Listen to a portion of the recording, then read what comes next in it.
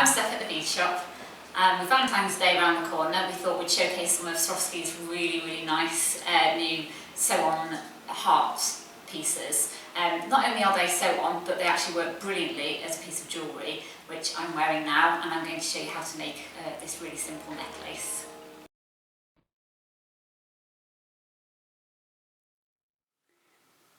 This is the necklace close-up. So it uses lovely Swarovski Elements sew-on heart stones, which have the two holes on either side of the pieces, which make them perfect for sewing onto things, but also ideal for linking together to create a really simple, effective jewellery like this necklace. The code is 3259 for the Swarovski item, and they're also referred to as heart sew-on stones, and so they're quite easy to find on our website.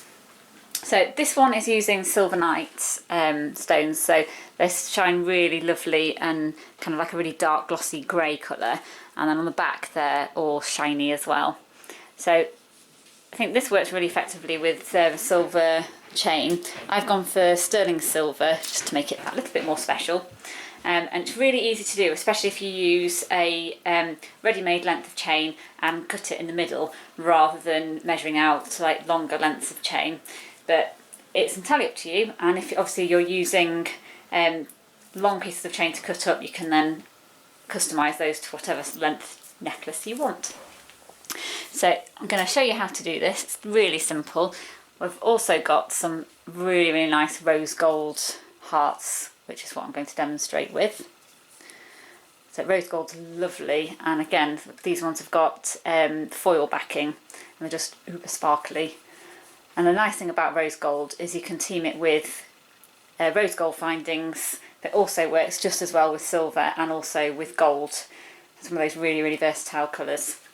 So first things first, I'm going to chop my sterling silver chain in half. So I'm using something that's got nice size links in so that I can actually connect things together. Sometimes really fine chains won't work for that, so it's worth bearing that in mind before you get started. And all I've done is just fold this in half, so I know that that's the middle link, and then I'm just going to simply chop that. So cut straight through the middle link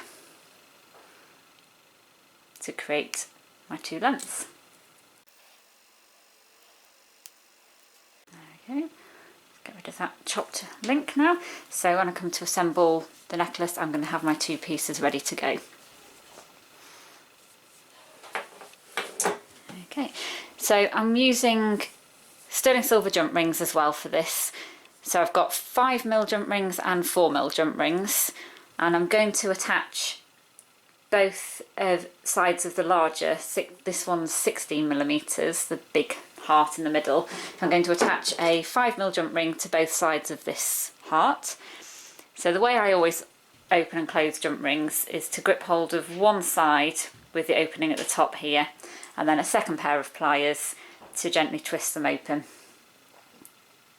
And it doesn't need to be very far, just enough to be able to get through that narrow bit on the side there. So sometimes, like I've managed to here, it's not quite wide enough, so you can just push the back a bit further away. And then I don't ever put down my jump rings. I always keep a nice firm grip on them, pop my piece in that I need to attach, and then twist the two parts closed. So I always go a little bit past where the two ends meet so that they spring back and sit really nice and flush next to each other. So that's one side done. And then the same again. And again, I'm just not letting go of the jump ring. There we go, that's nice and closed.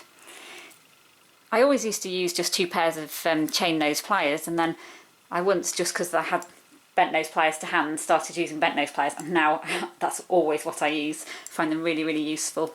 This means you can see a little bit more what you're doing. So on these side hearts, on this side and this side, we want to add another 5mm jump ring. So these are just getting attached straight through. So again, open that up, pop that one in, close it up, and the same on the other small one. The small ones are 12mm, so just that slight difference inside makes a nice difference, creating a feature of the hearts.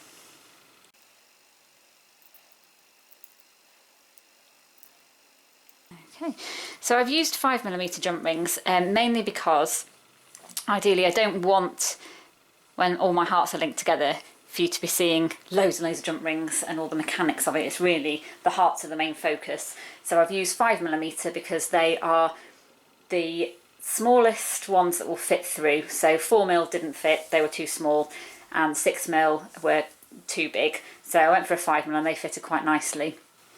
Okay, so I'm going to use 4mm jump ring, exactly the same process, so just a little bit fiddlier because obviously it's smaller, and you're going to link the two together. So bit of a balancing act this. I tend to hold things close to the mat so you're not dropping things, and then twist it closed. So those two are connected. And same again on this side, so another 4mm jump ring here.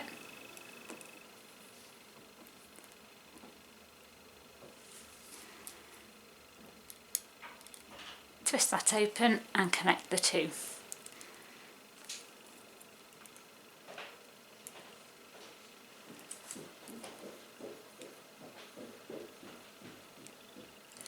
It's always a good idea to double check that your jump rings don't have any gaps in them.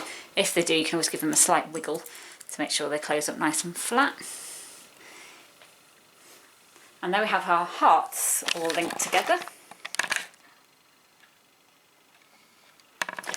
And now the final bit to do are pre-cut pieces of chain. We're going to attach obviously one to one side and one to the other. And again, I'm going to use sterling silver jump rings, and this time I'm going back to the 5mm because we know that they fit through the holes at the side.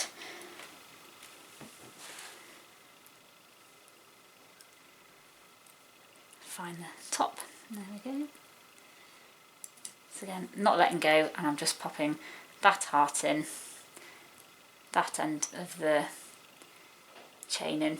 It's always a good idea, if you know who you're making your jewellery for, if you're making for yourself, make sure you have the clasp on the right side.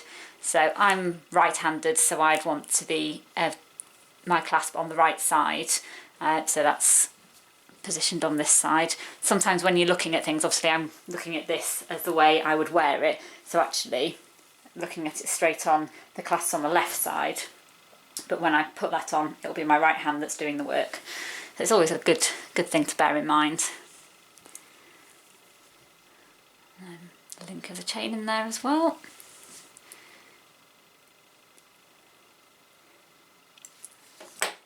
And there we have